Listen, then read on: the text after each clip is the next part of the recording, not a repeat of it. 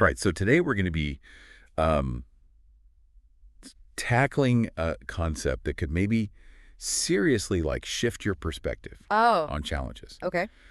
Um, we're doing a deep dive into a sermon by Pastor Jerry Eze, Okay. and he uses this incredible metaphor. Yeah. Get this, threshing mountains. Threshing mountains. That's definitely a striking image. Yeah. It suggests like an active approach to dealing with obstacles. Exactly. Not just enduring them, but like actually breaking them down to get something valuable. Yeah, exactly.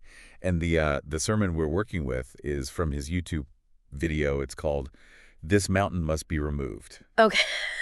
But just to be clear up front, we're mining this sermon for the universal nuggets of wisdom. Yeah. We're not endorsing any specific religious beliefs here. Right. Think of it as more of a secular exploration of powerful metaphors Yeah. for personal growth. Yeah, because everybody faces mountains in their lives, No matter- no matter what your background is. Yeah, exactly. So how does this threshing idea work? Well, he starts with this idea of newness Okay. being key to overcoming obstacles. Okay. He actually says, be newer than your mountain and it will walk away.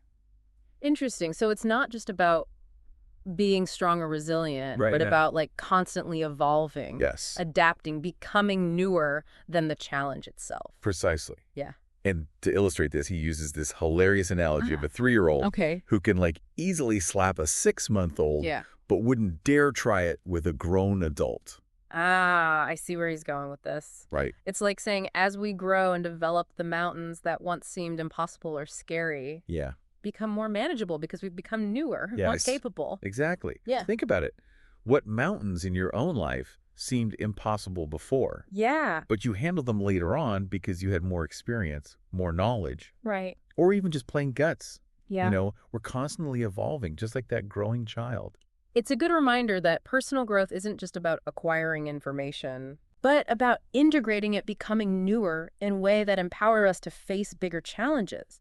Now, here's where things get really mind-bending. Okay. Pastor Eze doesn't just stop at breaking down the mountain. Right. He says that the mountain itself is actually the valuable thing. What? He calls it a wrapping sheet, concealing a harvest of Whoa. opportunities and lessons. That's a radical reframing. Isn't it? It's like saying the obstacle itself is the gift, Yes. just disguised as a challenging exterior. And he even talks about how physical mountains Right. are formed by these massive shifts in the earth, Uh-huh. suggesting that there's something powerful happening beneath the surface. Yeah. So when we face those metaphorical mountains in our lives. Maybe we should be looking for the hidden earth movements. Yes. The unseen forces that are shaping us even as we struggle. It makes me think about those times when, something terrible happened. Yeah. Maybe a job loss or a health scare. Mm-hmm. And it felt like the end of the world. Yeah. But looking back, it pushed me in a new direction, or it forced me to grow in ways I never would have otherwise. Right? Maybe those were mountains revealing their hidden harvests. It's a powerful shift in perspective, isn't it? Yeah. What if instead of dreading challenges, we started looking for the potential harvest within them? Okay, so we've got this mountain that's actually a valuable harvest in disguise. Right. But he takes it a step further. Okay. He talks about the threshing instrument itself Uh-huh. having multiple sharp edges. Ah, so he's connecting this back to personal growth again. Yes. We need a variety of tools and approaches, different edges to effectively thresh different types of mountains. Right. He says sometimes we need wisdom, sometimes warfare, sometimes discernment. Yeah. It's about constantly assessing our toolkit and being willing to develop new edges as we encounter new challenges. It makes me think about those moments when we get stuck using the same old approaches, even when they're clearly not working. Right. It's like trying to thresh a mountain with a butter knife. Exactly. Maybe it's time to ask ourselves, what new edge do I need to develop to effectively tackle this particular mountain? And maybe that edge isn't something we already possess. Right. Maybe it's a new skill or a new perspective or even a new way of thinking about the challenge itself. That's such a great point. Yeah. It's not just about acquiring knowledge, but about allowing it to sharpen us, to make us more effective in facing whatever comes our way. So we're not just passively enduring challenges. We're No. actively threshing them, extracting valuable lessons and becoming newer in the process. I love that. Yeah. Threshing our way to a brighter future. I like that a lot. I think we should trademark that. Yeah, we should. All right. So more to come on threshing mountains after the break. It really is a powerful framework for approaching challenges. But, I've noticed that some people seem to attract more mountains than others. Oh, absolutely. Yeah. It's like some people are just magnets for drama or difficulty. Mm-hmm. But why is that? Does Pastor Eze address this at all? He does. And this is where things get really interesting. He actually kind of flips the script on the whole idea of attracting mountains. Okay. He suggests that maybe we're not attracting them, but we're actually creating them. Wait, hold on. You're saying we're making our own mountains? How does that even work? He uses this analogy of a farmer who doesn't properly clear his field after a harvest. Okay. And all the leftover stalks and debris can actually hinder the growth of the next crop. Okay, I'm starting to see the connection. Yeah. So if we don't fully deal with past challenges, they can become debris. Yes. That creates new obstacles in our lives. Exactly. He says if you don't thresh yesterday's mountain, it becomes the foundation for tomorrow's. Wow, that's a powerful image. So it's not just about overcoming the initial challenge, but about completely clearing it away so it doesn't create more problems down the line. It makes me think about those times when we try to bury difficult emotions or avoid dealing with conflict. Right. We might think we're sweeping things under the rug, but they can actually fester and grow into even bigger problems later on. Yeah. He also talks about how sometimes we celebrate premature victories. Right. We think we've conquered a mountain, but we haven't actually removed all the remnants. Right, and those remnants can be anything. Yeah. Lingering resentment, unresolved issues, or even just the mental and emotional baggage we carry from past experiences. So how do we make sure we're not just threshing the mountain, but Yeah. completely clearing it away? Yeah. What does Pastor Eze suggest? He talks about the importance of releasing the wind. It's not enough to just break down the mountain ourselves. We need to invite a force greater than ourselves to scatter the remnants. He's talking about the Holy Spirit here, but even if we take it metaphorically, it's a powerful idea. Yeah. What could this wind represent in a more secular context? It could be anything that helps us to let go, to fully release the grip of past challenges. Mm-hmm. Maybe it's forgiveness or therapy meditation, or even just a conscious decision to stop dwelling on the past. So it's not just about willpower or grit, Right. but about accessing a source of power outside ourselves to help us truly move on. Precisely. Mm. And this is where personal responsibility comes in. Okay.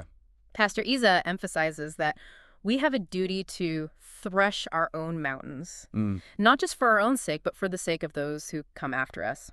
He says, I owe it to my generation to make sure I don't leave you where my children will see you. Wow, that's a heavy statement. Yeah. He's saying that we have a responsibility to clear the path for future generations, to break the cycle of struggle and create a legacy of resilience. It's a beautiful and challenging idea, isn't it? Yeah. That our personal growth isn't just about us, but about creating a better world for those who follow. It really puts things into perspective. Yeah. So we've talked about how mountains can be opportunities in disguise, how we need multiple edges to thresh them effectively, and the importance of releasing the wind to fully clear them away. But there's one more piece of the puzzle I want to explore. I'm all ears. What is it? Pastor Eze keeps emphasizing this idea of newness. He says, the sharpness of your threshing instrument depends on its newness. But what does that really mean? Is he just talking about acquiring new knowledge? That's a great question. And I think there's more to it than just accumulating information. He seems to be talking about a deeper kind of newness, a transformation that happens when we fully integrate new knowledge and allow it to change us from the inside out. It makes me think about those times when I've learned something new but haven't actually applied it to my life. It's like having a shiny new tool but leaving it in the toolbox. Exactly. It's not enough to just have the knowledge. We need to embody it, Right. to let it sharpen our thinking, our actions, our very being. So it's not just about acquiring knowledge, but about allowing it to make us new. Precisely. And this newness is what ultimately allows us to be more effective in threshing those mountains and extracting the valuable harvest within. It's like the newness itself becomes the sharp edge, the key to unlocking the potential within challenges. So we've talked about becoming newer than our mountains and how they've got that hidden harvest. Right. And even how we might be kind of accidentally creating some of our mountains Yeah. by not dealing with stuff from the past. It's a lot to unpack, but it's incredibly insightful. Yeah. It's like Pastor Eze is giving us this whole new framework for understanding and approaching challenges. Absolutely. But there's one final point I thought was really thought-provoking. Okay. Pastor Eze says, the reason why the mountain stays is because you're using the same threshing instrument that your father used. What do you make of that? That's fascinating. It connects back to the idea of newness, doesn't it? Right. He's suggesting that we often inherit our approaches to challenges from previous generations, even if those approaches aren't working anymore. Yeah, it makes me think about those family patterns that repeat themselves, Right. generation after generation. Yeah. Maybe it's a tendency to avoid conflict, or a fear of failure, or even just a certain way of seeing the world. Right, and those inherited patterns can become like our default threshing instruments, Yes. even if they're not serving us well anymore. Right? Like we're trying to tackle modern-day mountains with outdated tools. Exactly. So how do we break free from these inherited patterns? Does he offer any guidance on that? He does. He talks about the importance of seeking new revelation, Okay. of being open to like fresh perspectives and approaches.